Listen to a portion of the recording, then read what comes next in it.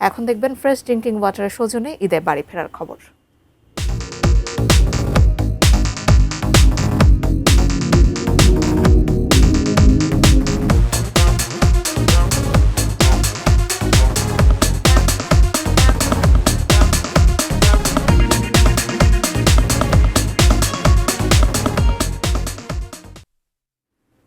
দর্শক, রাজধানীর Kamalapur rail station থেকে ঈদযাত্রার খবর জানাতে সরাসরি যুক্ত হচ্ছেন সহকর্মী মনিরুল ইসলাম মিন্টু। মিন্টু, আজকে রেলওয়ে স্টেশনে কি অবস্থা দেখতে পাচ্ছেন? কোনো রকম শিডিউল বিপর্যয় আছে কিনা, যাত্রী ভোগান্তি হচ্ছে কিনা, নিশ্চয়ই জানাবেন আমাদের সব মিলিয়ে। এবং আরামদায়ক ভ্রমণের জন্য বেশিরভাগ মানুষই কিন্তু প্রথম পছন্দ ট্রেন যাত্রা। তবে ট্রেন যাত্রা সবার পক্ষে সম্ভব হয় না, যেহেতু এখানে সীমিত সংখ্যক আসন থাকে এবং অনলাইনে কাটতে হয়।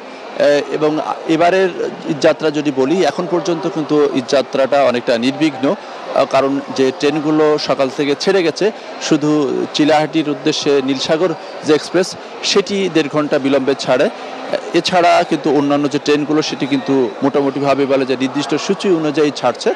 আর এখন যে ট্রেনগুলো ছেড়ে যাবে একতা এক্সপ্রেস পঞ্চগড়ের উদ্দেশ্যে, সেটির সময়সূচি 10:15, তবে এটি সম্ভাব্য সময় বলা হচ্ছে 10:40।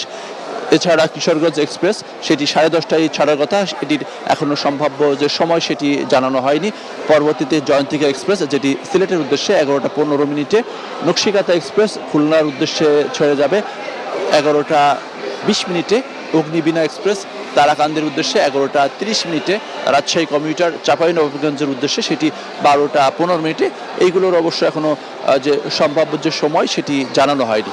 আরেকটি বিষয় জানিয়ে রাখি, এবার কিন্তু যে টিকিট চেকিং এর ব্যাপারে, অর্থাৎ সঠিক গন্তব্যের টিকিটটি আছে কিনা সেটি কিন্তু পরীক্ষা নিরীক্ষা কিন্তু এবার খুব ভালোভাবে হচ্ছে। আমরা দেখছি যে একেবারে স্টেশনের বাইরের একটি গেট করা হয়েছে, স্টেশনে ঢোকার আরেকটি গেট রয়েছে, এই 2 জায়গাতে পরীক্ষা নিরীক্ষা করা হচ্ছে। আমরা কিছুক্ষণ আগে দেখছিলাম যে একজন যাত্রী তিনি পুরাতন একটি ট্রেনের টিকিট নিয়ে তিনি ভেতর প্রবেশ করার চেষ্টা করছিলেন এবং এখানে দায়িত্বরত কর্মকর্তারা তারা তাকে ধরে ফেলে এবং তাকে বের করে দেয়। আর আরেকটি বিষয় জানিয়ে রাখি যে আমরা সকালে কিন্তু লক্ষ্য করেছি 2টি অন্তত ট্রেন সেটি কমলাপুর থেকে ছাদে করে যাত্রী নিয়ে তারা গন্তব্যে যায় এবং একটি যে চিলাহাটির উদ্দেশ্যে যে নীলসাগর এক্সপ্রেস সেখানে কিন্তু উপচে পড়া যাত্রী ছিল, ফলে তারা ছাদে ভ্রমণ করে। তো এরপর থেকে অবশ্য কর্তৃপক্ষ কমলাপুর স্টেশন থেকে যে অনেকটা নিরাপত্তার যে বিষয়টি সেটি কিন্তু জোরদার করেছে। এখন ছাদে ভ্রমণের ক্ষেত্রে কড়াকড়ি আরোপ করা হয়েছে।